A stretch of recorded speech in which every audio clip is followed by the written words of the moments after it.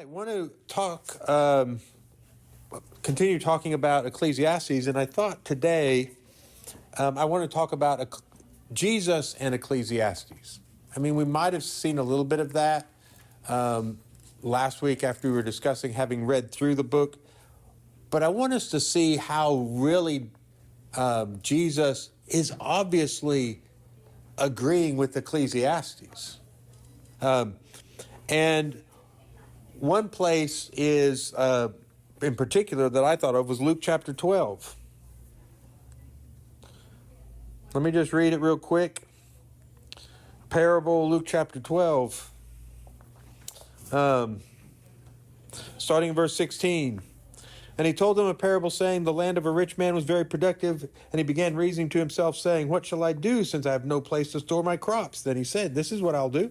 I will tear down my barns and build larger ones, and there I will store all my grain and my goods. And I will say to my soul, soul, you have many goods laid up for many years to come. Take your ease, eat, drink, and be merry.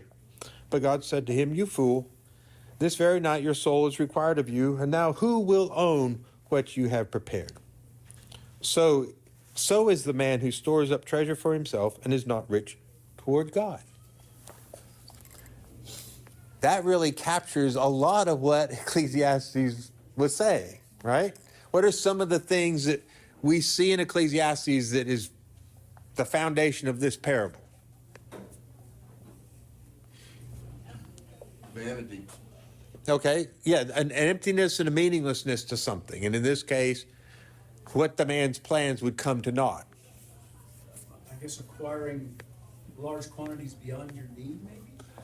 Yeah. That would be the case, but it kind of seems that way. Yeah, that's certainly what he's talking about. I'm thinking particularly the themes that we saw in Ecclesiastes, right? And That's not this time. Yeah, you never know the time. You don't know what happened before. You don't know what's going to happen, right? That's one of the themes. You just never know. You don't know what's happening next. So that's one of the themes in Ecclesiastes. That's bedrock idea of the parable. What else? There's a vanity, a futility to all of our labor. Because at some point, like Ecclesiastes kept emphasizing, you'll leave it to someone else. And the rich and the poor die alike. And maybe a fool will inherit it, right? Ecclesiastes specifically said, and you don't know who, you do all this work and you build all this stuff, and then who are you leaving it to? Maybe he's an idiot, right? And now he's going to waste it. And see, it's almost like Jesus in this parable is quoting, right? Because verse 20, Jesus in the parable says, now who will own what you have prepared? You could say that, you could lift that almost as a quote out of Ecclesiastes. Who are you leaving your stuff to when you die? Right? Now, 19 is a quote out of Ecclesiastes, right? The man says to himself, eat, drink, and be merry. Ecclesiastes keeps saying, eat, drink, and be merry. But what's the difference between... I think Jesus, his hearers have heard, eat, drink, and be merry out of Ecclesiastes. He tells a parable where the man says, eat, drink, and be merry, which is consistent with Ecclesiastes. But where's the subtle difference between this man saying, eat, drink, and be merry, and the eat, drink, and be merry that's recommended in Ecclesiastes? If I can just have this, then everything will be great. I can eat, drink, and be merry. Okay, yeah. So the difference with the man in the parable, he's finally getting to the spot where he can eat, drink, and be merry. But guess what? He can't get to that spot. Ecclesiastes is different. It's saying whatever spot you are in right now, that's where you eat, drink, and be merry. Do you see the difference? Ecclesiastes is saying, well, enjoy whatever work you have. It's a gift from God. The best you can do is eat, drink, and enjoy your life. But Ecclesiastes is saying the now is the time to do that. This man finally thinks he's getting to it, and he's not going to get there. Be careful in trying to figure all this out on the world's terms. Yeah. Yeah. So it seems to me this parable by Jesus, its backdrop is Ecclesiastes. The phrases are out of Ecclesiastes, but it's the same thing. Life is temporary. Worldly possessions are temporary. What really gives value to your life? this man doesn't know what really gives out. Because the way Jesus ends it is saying, so is the man who stores up treasure for himself and is not rich towards God. So where's your richness towards God? This man doesn't have it. So to me, this is Jesus absolutely agreeing with the kind of perspective of Ecclesiastes. One of the places. Let's look at another. Let's just look at a couple places. I referenced these, but in the Sermon on the Mount, Matthew 5, some other statements that really are so much like Ecclesiastes.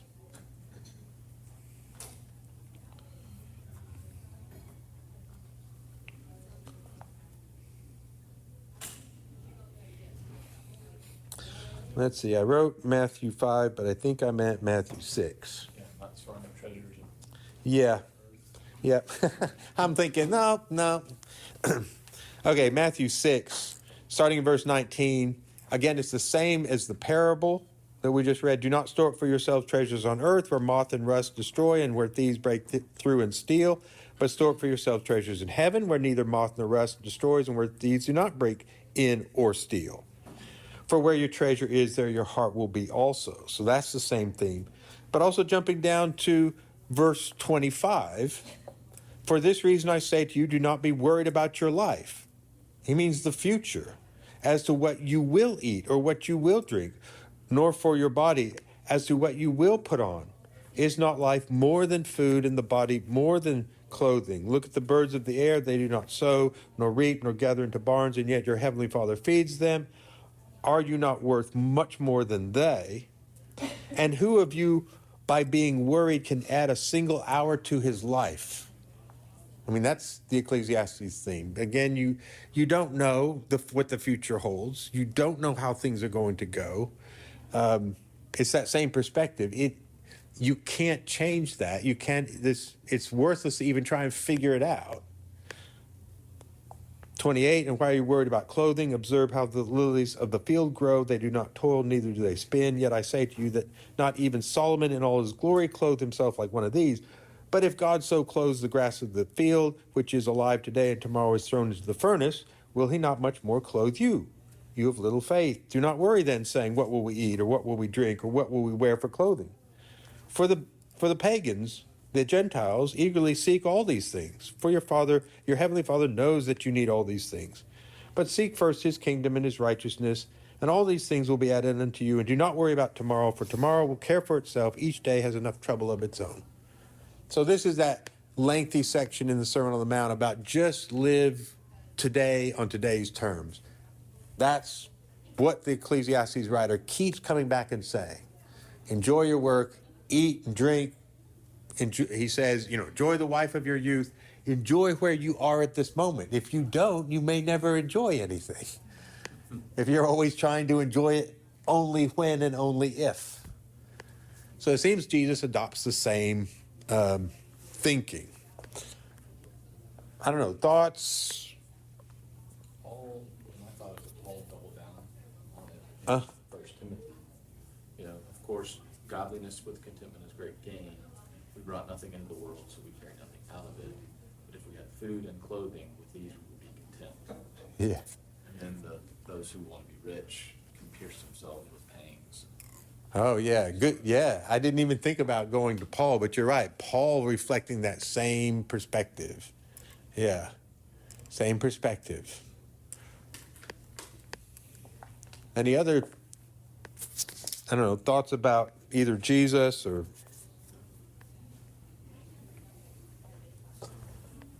if not, let's go back to Ecclesiastes, and I want to look at a particular section, Ecclesiastes 3.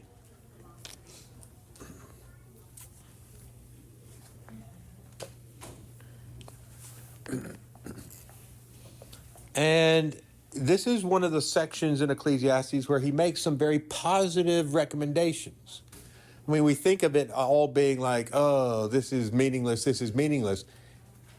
And he's saying those things, but then at certain points he stops and says, basically, given the meaninglessness of all this other stuff, what then do I do?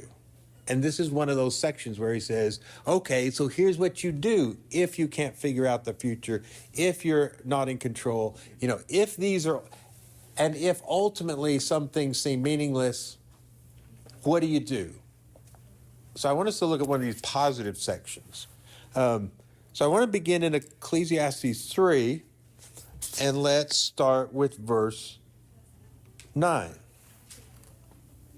He asks a question: what profit is there to the worker from that in which he toils? I have seen the task which God has given the sons of men with which to occupy themselves. Okay, let's start here. Right? The question is, what profit? What's the value to the worker from that in which he toils, from his labor? What's valuable about it? And you could think, wow, he's just saying nothing's valuable. The answer is nothing. Well, wait a minute. I don't know that he's saying that, right? But he's asking the question. Then 10, I have seen the task which God has given the sons of men with which to occupy themselves. All right? Now, mine puts what I think is a very inappropriate space there between 10 and 11, like need for a paragraph change. All such punctuation and stuff like that is not in the original text, so we're surmising. But I don't like the separation, because 9 asks a question, 10 says, I've looked at what it is God has given us to do, and then what? Well, I think we need to read 11. He has made everything appropriate in its time.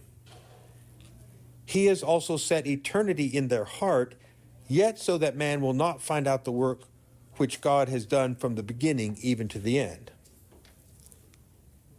I know that there is nothing better for them than to rejoice and to do good in one's lifetime.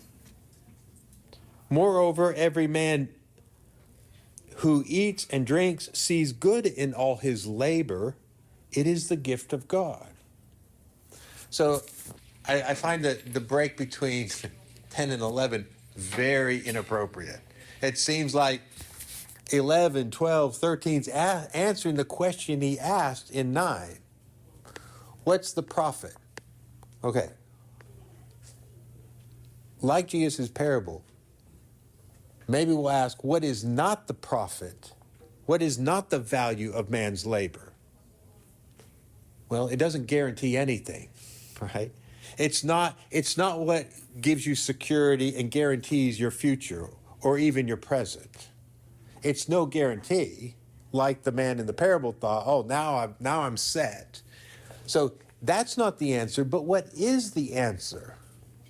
I think he's saying several things. He says, okay, so I've looked at what it is God has given us to do. And I don't read 10 cynically like, mine translates it with which to occupy themselves. Like this is meaningless stuff that God has given you to keep you busy, right? Like it's almost like a trick, an exercise in futility. No, I think he's saying, so what is the value? Okay, I've looked at what it is that God has actually given us to do.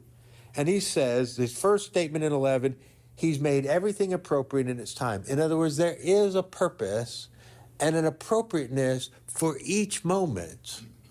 What are you to do with each moment? Well, God has ordained something for that moment. Well, what's the value? Well, it's not looking to, I can secure my future years from now. You don't know that, but what can you do? What you've been given to do in this moment, God has made it appropriate. There's something for you to do, right? There's only one moment in which we can touch eternity. Yes. That's the only moment we have. That's the only moment we have. Yeah.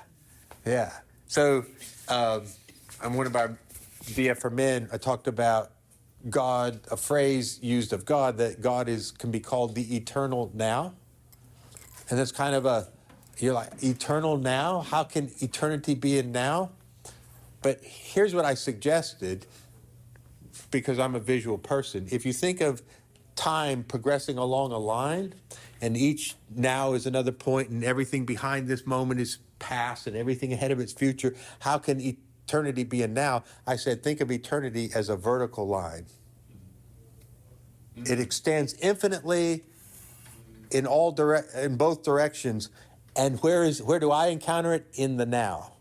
It's the expansive eternal right here and now. Like that's the only time I can't, if eternity expands like our chronological timeline, I can't touch the eternity of the past and I can't touch the eternity of the future because I'm in this spot. But if it's this vertical line, it's like the whole of eternity is within this moment.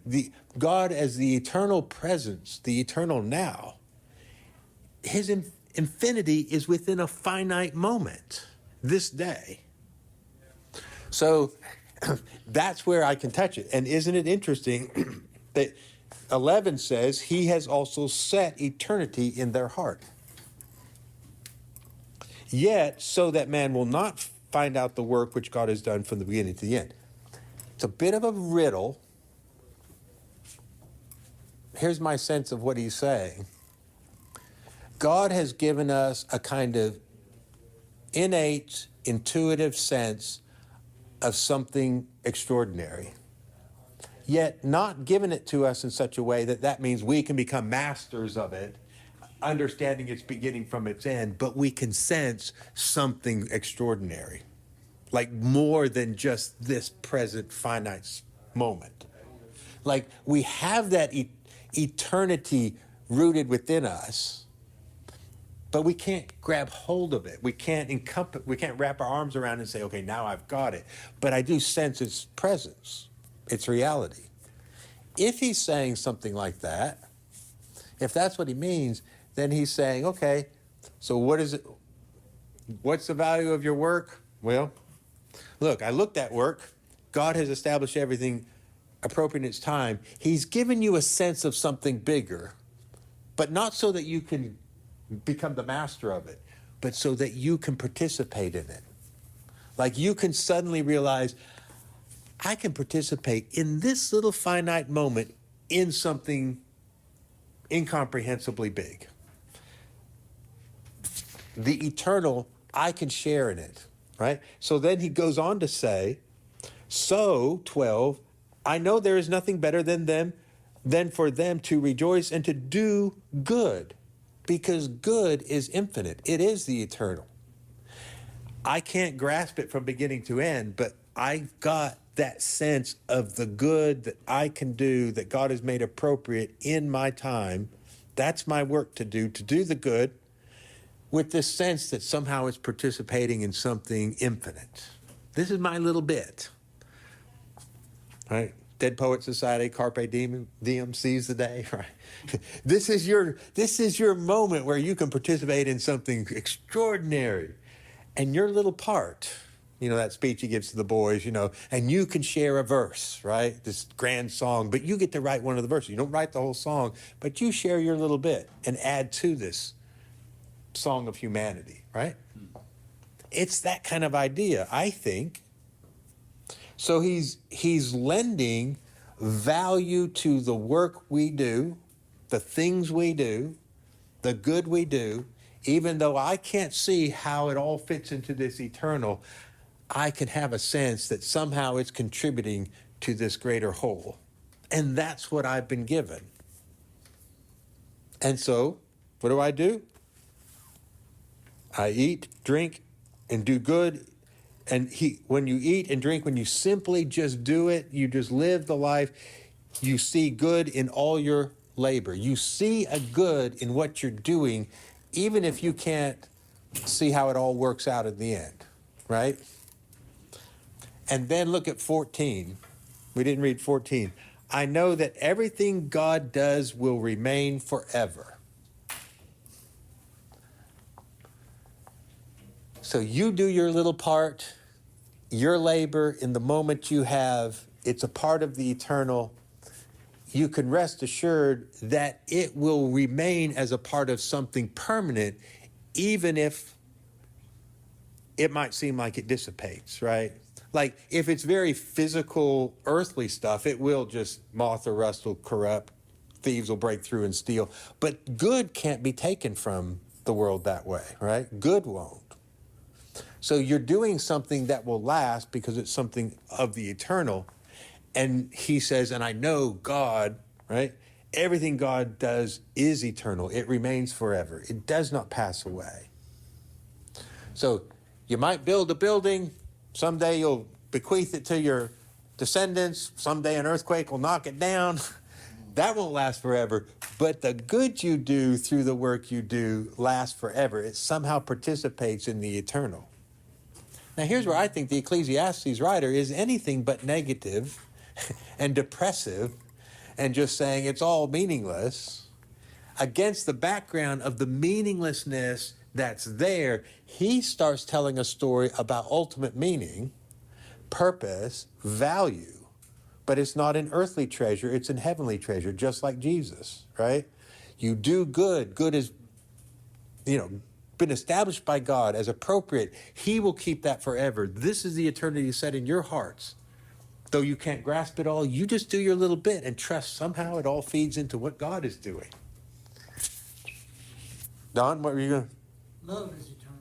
Yes. Yeah. Love does not end. Which we could say again, isn't that, that's Jesus. You love, you love, you love. That will not pass away. Right? And I think that's what the Ecclesiastes write. He's pointing to something of great value, eternal, that cannot be destroyed, that will not pass away. You can participate in it in the moment. Right? Yeah. Alan? Well, I guess analytically, engineering, looking at this, you've sparked a thought about visual part of that. We're on the horizontal line, that's human existence, but you're saying we touch infinity because of a vertical line. Right. So, we don't know the time we're gonna assume vertical. It's horizontal's kind of a thought I kind of had, but we have vertical moments. Yeah. And the vertical moment is forever. And the example was kind of with tying in with Don's comment about love is eternal. A person, I ran into a person at the infusion center. I'm going once a month just for blood work, but this person was just starting a potential path down, having infusions and stuff, and they were having one infusion. And I knew a person, and so went over there and we talked and everything. And I finally just thought, you idiot, say that you'll do a prayer. So in that moment, I took and prayed for their health and that everything would go well. And so I'm thinking that's also a vertical line. Right. Because it's eternal. Right. Yeah. That exactly. That's the type of thing. I think the Ecclesiastes writer is saying at any moment in your toil and labor, you can touch the eternal. Something that God will keep forever. And so he's recommending to his listeners, don't worry about building earthly things. Do your work. It's good. It's a gift from God. That's what he calls it, a gift from God. But what he's not talking about building the building, the structure. He's saying there's something beyond that.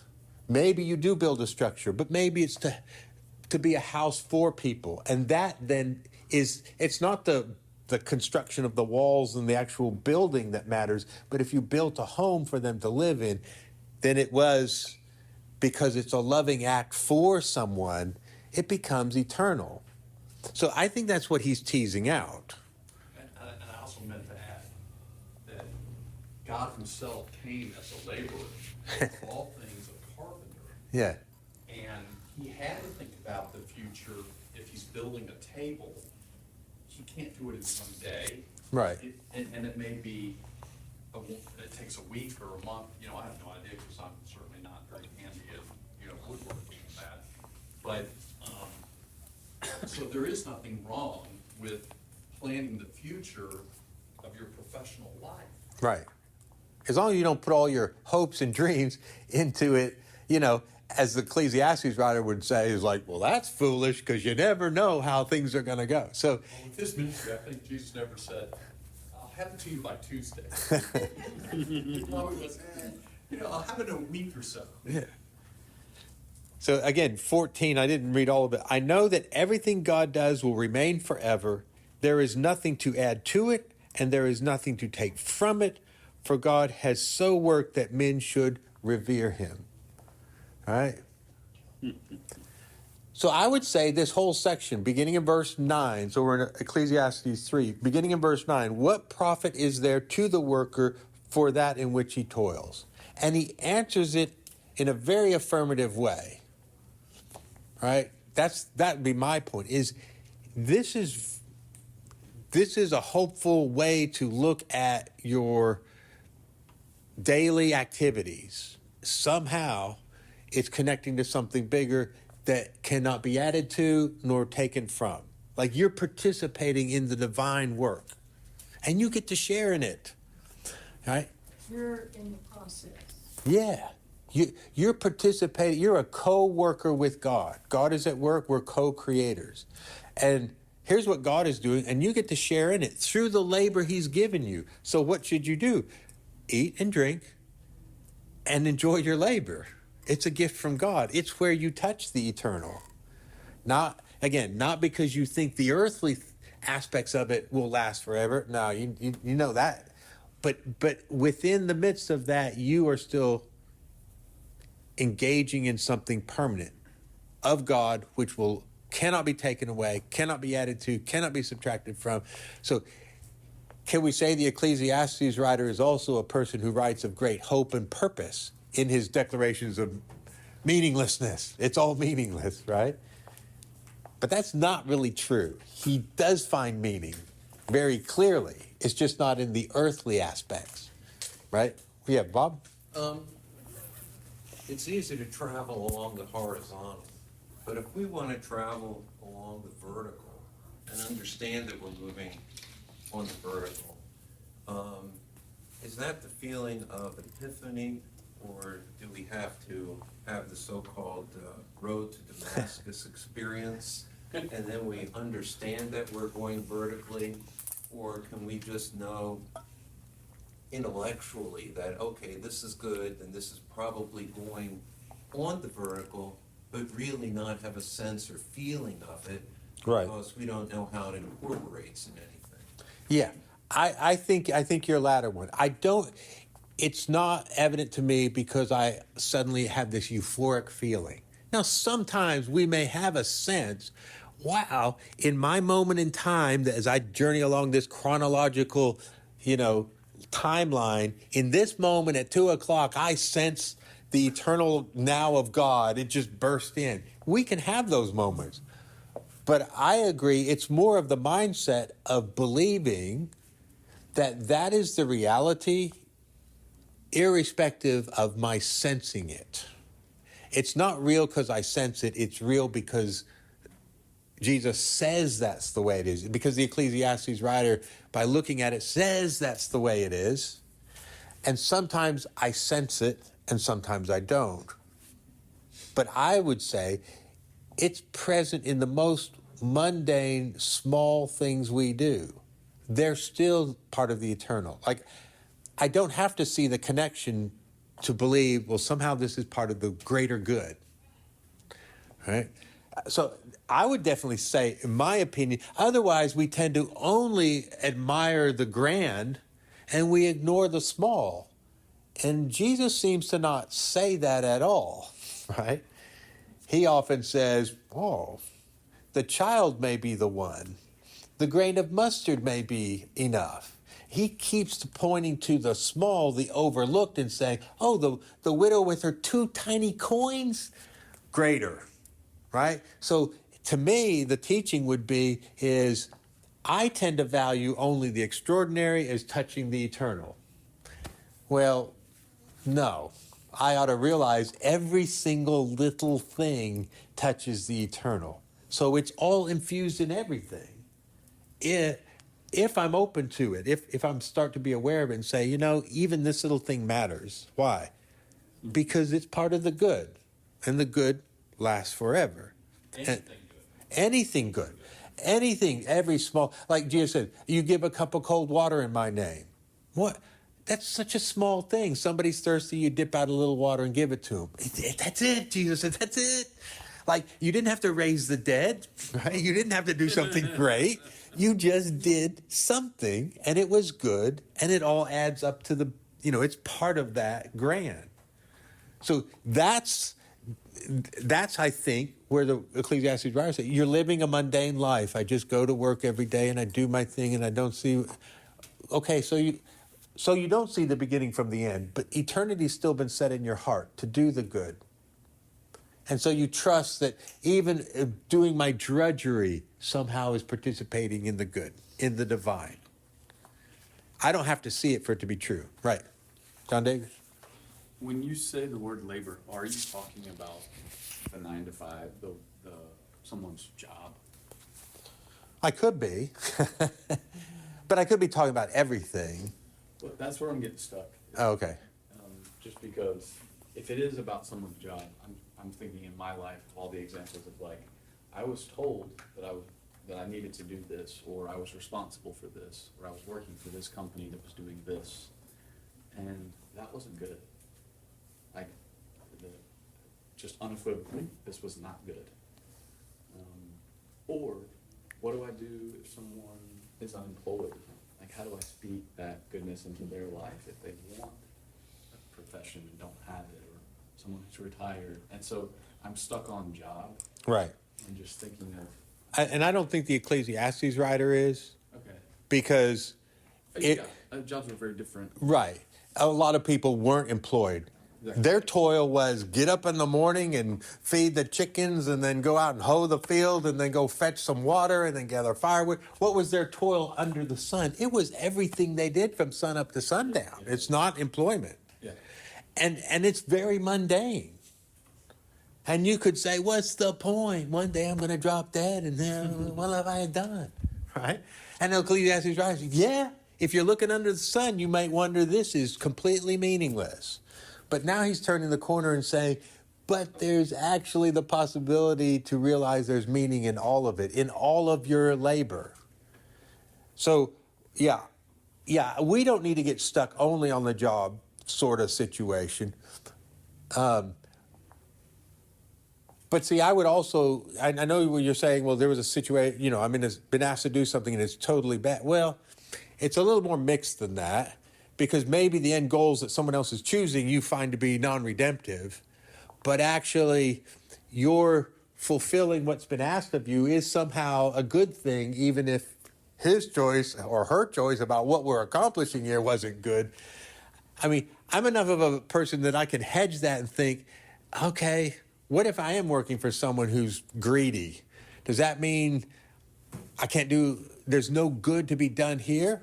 Maybe there is, right? Even in an overall system that's not. Take it beyond me. Right. Someone whose occupation is the military, and, they're required by their commanding officer to run over this small child at the risk of an explosive device or something Right. like that. That happens. Right. There's no good in that particular moment. Right. Hey, Greg, Ethical dilemmas, right? The ethical dilemmas we face, right? this morning I was on Facebook and there was a friend that we went through high school together. And his mom died when he was in 7th grade or something, and his dad died when we were in the 11th, 12th. And we hung out a lot together. And so he said, I gotta quit hanging out with you, I keep getting in trouble. And my sister's keeping me in the house, and I can't get in trouble. So I gotta keep straight and all. But he was on Facebook with 2 guys, and they were older guys, back when he was like real young. I think he went to the military, so he got straightened out from out of high school, they had nowhere to go. But he said, these 2 guys, they were old men, really helped me through my life, helped me get going straight in life. And I just wanna say what all they did for me and how they helped me get going in my life and where his life is going now. And I was thinking, about Ecclesiastes, that's a small thing that those two guys did for him. How he really appreciates how they led him in the right way. Those were probably small things, but really led this guy in the right way when he didn't know where to go and had lost both parents. And I'm thinking, I'm adding on to my garage right now because I can store more crap. But people that spend time, Ecclesiastes, I think, is a bit saying, people that spend time on eternal things of helping somebody in small Yeah. ways, or helping kids find their way, and those kind of things are way more important than the project I'm killing myself on, to add to my garage. Yeah. And the way you treat the workers who are adding on to your garage is more important than the structure.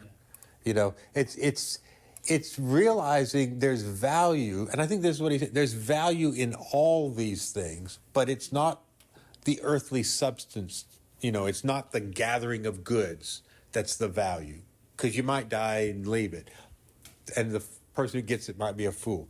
But there's good in all that we can do, because every human interaction is the potential for me to be engaged. I'll stop here because it's noon, but Jesus talks about sowing, right? He talks about sowing.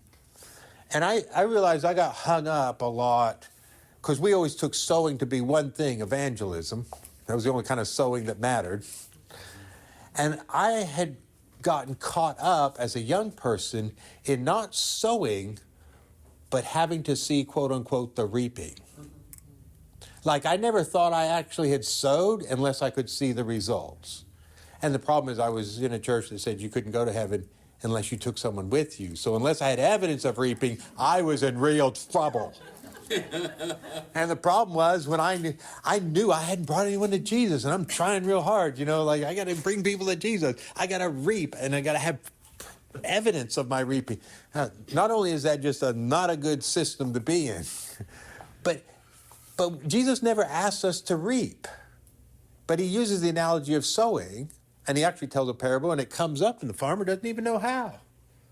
And then Paul says, well, I sowed, and Apollos watered, and God gave the increase.